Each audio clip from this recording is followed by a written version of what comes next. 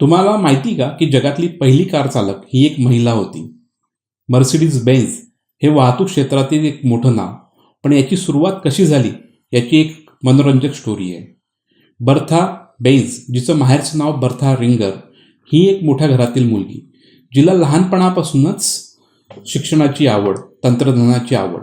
पण त्यावेळच्या सामाजिक परिस्थितीनुसार स्त्रियांना उच्च शिक्षण घेण्याची परवानगी नव्हती आणि म्हणूनच बर्था पुढे शिकू शकली नाही. पुढे तिची भेट होते कार्ल बेन्झ याच्याशी. कार्ल बेन्झ हा अत्यंत हुशार व मेहनती इंजिनियर, पण आर्थिकदृष्ट्या तेवढाच कंगाल. बर्था त्याच्या प्रेमात पडते. त्याच्या आयडियाजमध्ये तिला संपूर्ण विश्वास असतो आणि म्हणूनच ती आपल्या श्रीमंत वडिलांकडनं पैसे घेऊन ती कार्ल बेन्झला त्याची फॅक्टरी, त्याचा उद्योग सुरू करण्यात मदत करते व यातूनच पुढे साकार होते ती म्हणजे जगातील पहिली कार. 1885 या कारला पेटंटसुद्धा मिळतं.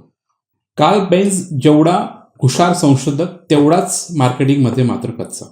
त्याला असं नेहमी वाटतं की आपली ही जी कार आहे ही अजूनसुद्धा मार्केटमध्ये कमर्शियली लॉन्च करायला परिपूर्ण नाही आहे. बर्थाचं मात्र याबाबत वेगळं मत असतं. ती आपल्या नवऱ्याला नेहमी म्हणते की जगाला हे आपल्याला दाखवून द्यावं लागेल, तरच जग आपल्या या संशोधनाची, आपल्या या शोधाची दखल घेईल. अशातच 1888 चालू जातं. 3 वर्ष निघून जातात. बर्था एके दिवशी ठरवते व आपल्या 2 मुलांना घेऊन, नवऱ्याला न सांगता त्याची ही कार घेऊन ती 105 किलोमीटर दूर आपल्या माहेरी जायला निघते. तो दिवस होता 5 ऑगस्ट 1888 आणि तो प्रवास होता मॅनहाईम आणि फोर्झाईम या 2 शहरांमधील. ही दोन्ही शहरं आज जर्मनीमध्ये स्थित आहेत. ऑन द वे एका ठिकाणी या कारमधील इंधन संपते.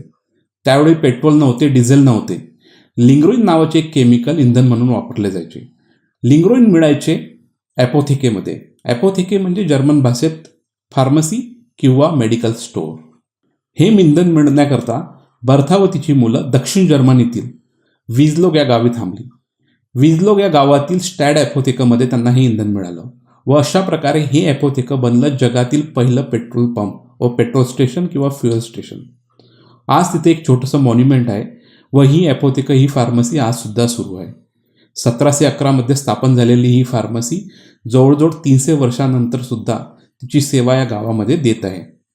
जर्मनीमध्ये जर तुम्ही जाल तर जर्मनीच्या गावांमध्ये तुम्हाला अशा शतकानुशतकं सुरू असलेल्या फार्मसीज बघायला मिळतील. असं म्हणतात की वाटेत जे लोक या स्वयंचलित वाहनाला बघायचे ते याला बघून दूर पडून जायचे.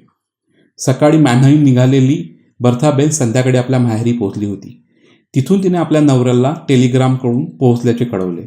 तोपर्यंत या वाहनाबद्दलची माहिती संपूर्ण पंचक्रोशीत वाऱ्यासारखी पसरली होती. बर्था बेन्झला जे पाहिजे होतं ते साध्य झालं होतं. या पेटंटची, या कारची खूप प्रसिद्धी झाली होती. पुढे जाऊन कार्ल बेन्झने हे वाहन कमर्शियली मार्केटमध्ये लॉन्चसुद्धा केलं. बर्था बेन्झचा हा 105 किलोमीटरचा प्रवास म्हणजे वाहतूक क्रांतीची सुरुवात, ज्याने खऱ्या अर्थाने हे जग बदललं. 2008 साली जर्मन सरकारने हा रूटचं बर्था बेन्झ मेमोरियल रूट म्हणून नामांतरण सुद्धा केलं. बर्था बेन्झने संपूर्ण आयुष्य पुढे आपल्या नवऱ्याला त्याचा उद्योग व्यवसाय वाढवण्यात मदत दिली.